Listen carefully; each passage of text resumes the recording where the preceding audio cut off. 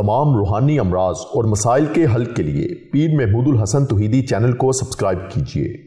बिस्मिल्लाहिर्रहमानिर्रहीम। अल्हम्दुलिल्लाहि वहदा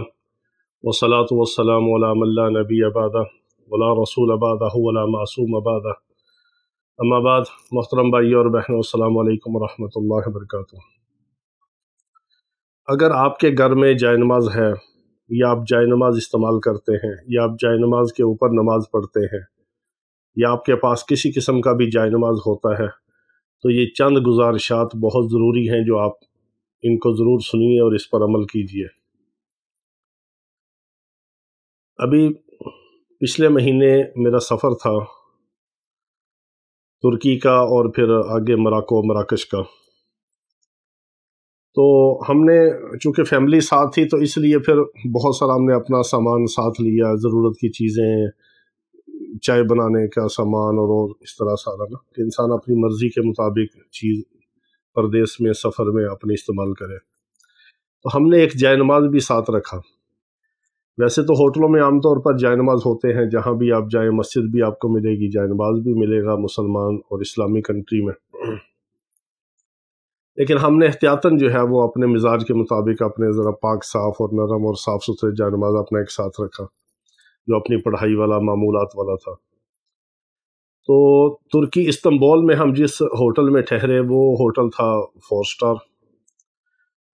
अच्छा होटल था, लग्जरी था और बहुत साफ़ सुथरा, हर चीज़ बहुत आला किस्म की। लेकिन वहाँ होटल के कमरे में जो हमें जायनमाज मिला अलमारी के अंदर, वो पुराना जायनमाज था, ख़राब था और मैला कुचैला था और उसमें स्मेल आ रही थी। यानी कि मेरा तो मिजाज ऐसा है कि ऐसे जायनमाज पे हम नमाज नहीं पढ़ सकते। इसी तरह मेरी अहलिया भी, वो जो कि जर्मन से है, उसका अपना मिजाज है, वो भी बड़ा साफ़ सुथरे जायनमाज को पसंद करती है। अगर हमारा सफ़र में अपना जायनमाज ना होता तो हम मजबूर थे कि वहाँ से, वैसे एक जायनमाज हमने ख़रीदा भी वहाँ में 750 लीरा का, फिर चूँकि 2 जायनमाज की ज़रूरत थी हमें, बाज़ दफ़ा दोनों पे बैठना होता है या पढ़ाई करनी होती है, इसलिए फिर एक जायनमाज हमने अपना ख़रीद लिया वहाँ पे, 750 लीरे का हमें मिल गया। अगर हम जायनमाज ना ख़रीदते, हमारे पास जायनमाज ना होता, तो हम मजबूर थे कि उसी मैले कुचैले गंदे जायनमाज के ऊपर और बदबूदार स्मेल वाले जायनमाज के ऊपर हम नमाज़ पढ़ते, अपनी नमाज़ें ख़राब करते। जब इंसान ऐसे जायनमाज के ऊपर नमाज़ पढ़ता है तो उसको अपना सुकून महसूस नहीं होता, रूहानियत नहीं होती, खुशू खुजू नहीं होती, नमाज़ पढ़ने को दिल नहीं चाहता, ज़्यादा देर इंसान सजदे में सर नहीं रख सकता स्मेल की वजह से। तो वो अल्लाह के यहाँ वो इबादत कैसे कबूल होगी और उसका क्या मज़ा आएगा और उसका क्या अजर व सवाब मिलेगा। एक तो ये बात है। हमने और भी बाज़ घरों में हमने देखा कि लोग जाय नमाज को अहमियत नहीं देते। जाय नमाज घरों के अंदर बड़ी ख़राब क्वालिटी के होते हैं। बड़े बड़े घरों के अंदर हम गए कि करोड़ों रुपए के घर हैं और जाय नमाज देखा तो बहुत हल्का सा और कोई मैला गचैला, कोई स्मेल वाला, जैसे उसको एक फालतू चीज़ समझ लिया गया। आप अपनी बास्केट को भी रोज़ाना जिसमें आप कूड़ा रखते हैं और उसको प्लास्टिक रोज़ाना आप नया उसके अंदर शापर रखते हैं, प्लास्टिक का थैला रखते हैं, फिर उसको बांध के आप बड़ी बास्केटों में बेचते हैं घर से बाहर, उसको भी अहमियत दी जाती है। बास्केट को साफ़ सुथरा वॉश किया जाता है कि उसके अंदर स्मेल ना आए, बदबू ना आए, आपके खाने पीने की चीज़ों के, छिलके के, फ्रूट के, मेवे सब्जियों के। लेकिन जाय नमाज को अहमियत नहीं दी जाती। अक्सर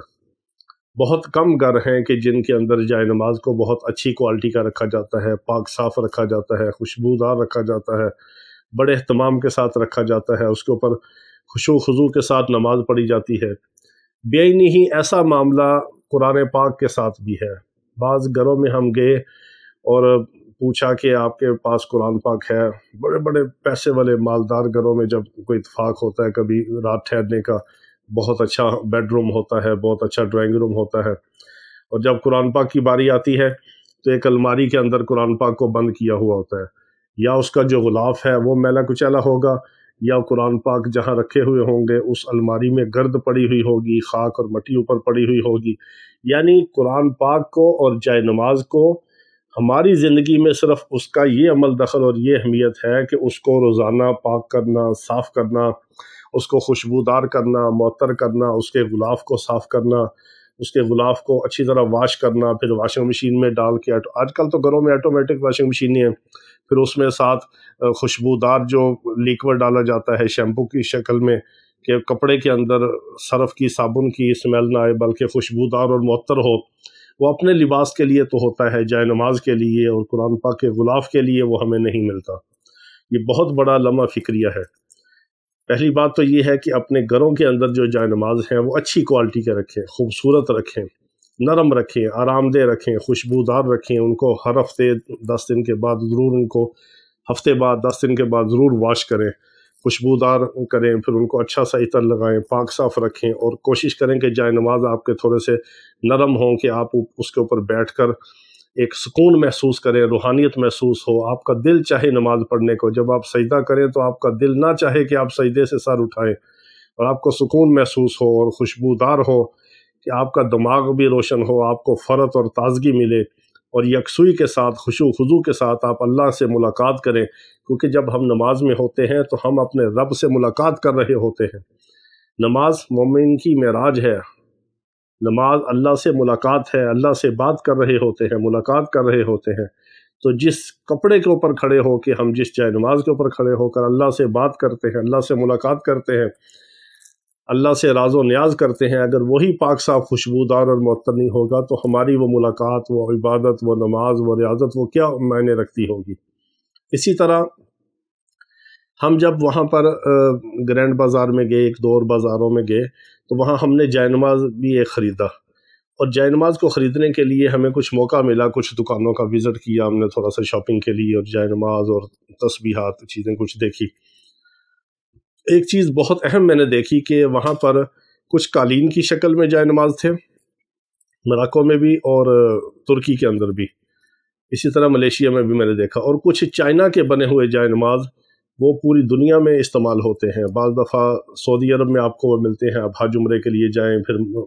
اس میں دبئی میں ہوتے ہیں، بہت سارے ممالک میں چائنا کا سامان جاتا ہے، یہ اسلامی چیزیں بھی، تسبیحاں، ٹوپیاں، جائے نماز، اس طرح کی چیزیں، عطر وغیرہ۔ تو ہم نے وہاں پر کچھ ایسے جائے نماز دیکھے، ایک دو کی میں نے کچھ تصویریں بھی بنائی، تو پھر مناسب نہیں سمجھا میں نے تصویر لینی، ایک دو بنائی تھی۔ تو اس پہ ہم نے دیکھا کہ جائے نماز کے اوپر جو ڈیزائن بنا ہوا ہے، یعنی یہ آپ بڑی اہم بات ہے، اس کو آپ ذہن میں رکھیں اور اس پہ احتیاط کیجیے، آپ کی نماز اور عبادت خراب نہ ہو۔ ہم نے ایک دو گھروں میں بھی اتفاق ہوا ایسے جائے نماز دیکھے، پھر ان کو بتایا کہ یہ دیکھیں اس کے اوپر کیا ہے، پھر انہوں نے اس جائے نماز کو اٹھایا اور کہیں رکھا یا ضائع کیا۔ بہت سارے ایسے غیر مسلم ممالک ہیں یا غیر مسلم کمپنیاں ہیں جو مسلمانوں کی عبادت کے ساتھ بھی کھلواڑ کرتے ہیں، وہ نہیں چاہتے کہ آپ اپنی عبادت میں مزہ، یکسوئی اور اجر و ثواب حاصل کریں۔ اور بہت سارے ایسے ہم نے قالین کے اندر، جائے نماز کے ڈیزائن کے اندر، اس کے بیلیں جو بنی ہوتی ہیں، پھول گل بوٹے بنے ہوتے ہیں، یا اور اس کی جو کمپیوٹر سے ڈیزائننگ کی ہوتی ہے، کڑھائی کی ہوتی ہے، یا قالین کی شکل میں ہے تو اس کے اندر جو ڈیزائننگ ہوتی ہے اس کو آپ غور سے دیکھیں تو بعض جائے نماز کو ہم نے دیکھا کہ سلیب کی شکل بنی ہوئی ہے، بعض جائے نماز کے اندر دیکھا کہ جیسے چھوٹے چھوٹے کو مورتیاں، مجسمے ہوتے ہیں، جیسے بدھا کا مجسمہ ہے، اور اس طرح وہ مبم سے اور غیر مبم سے آپ کو نظر آئیں گے۔ بعض جائے نماز کے اوپر ہم نے دیکھا کہ کوئی مندر کی شکل، کلیسا کی شکل، یا ایسے کسی مینار کی شکل بنی ہوئی ہوتی ہے کہ جو بہت ہی غیر مناسب ہے، کہ وہ ان کی عبادت گاہ سے تشبیہ ہوتی ہے، غیر مسلموں کی عبادت گاہ کی تصویر کی شکل ہوتی ہے۔ تو ایسے کسی قسم کے بھی جائے نماز جو ہیں ان سے آپ احتیاط کیجیے۔ اور پھر ایسے کچھ جائے نماز ہیں کہ جن کے اوپر ایسے نشانات ہیں کہ اگر وہ نشانات آپ کے گھر میں ہوں تو آپ کے گھر کے اوپر ڈائریکٹ یہود و نصارہ کے جو عمومی طور پر مسلمانوں کے اوپر جادو کیا جاتا ہے، من حیث القوم، یعنی کہ مسلمان امت مسلمہ کے اوپر جو جادو کیا جاتا ہے عمومی طور پر یہودیوں اور عیسائیوں کی طرف سے، اس کے جو اثرات ہیں وہ وہاں پہ جائیں گے جہاں جہاں پر ان کے نشان والے جائے نماز ہوں گے۔ مثال کے طور پہ آپ کے اگر پاس کسی انٹرنیشنل نیٹ ورک کی کوئی سم ہے تو وہ سم اور چپ آپ کی جہاں پہ ہوگی وہاں پہ ان کے سیٹلائٹ کے ذریعے ان کے سگنلز جائیں گے، تو سگنل سیٹلائٹ کے ذریعے وہاں پر جائیں گے جہاں پر ان کی چپ اور سم ہوگی۔ اسی طرح بعض جائے نماز کے اوپر، بعض پردوں کے اوپر، اور بعض بیڈ شیٹوں کے اوپر، بعض کشنز کے اوپر، بعض صوفوں کے سیٹ کے اوپر، بعض کپڑوں کے اوپر، لباسوں کے اوپر ایسی چیزیں ہوتی ہیں، ان کے ایسے نشانات ہوتے ہیں عیسائیوں کے نشانات ہوتے ہیں، یہودیوں کے نشانات ہوتے ہیں، بدھ مذہب والوں کے نشانات ہوتے ہیں۔ جو ان کے مذہبی نشانات ہوتے ہیں ان کی نحوست الگ ہے، بے برکتی الگ ہے، اور دوسرے نمبر پہ جو ان کی جادو کے نشانات اور علامتیں ہوتی ہیں وہ بھی بہت خطرناک ہیں۔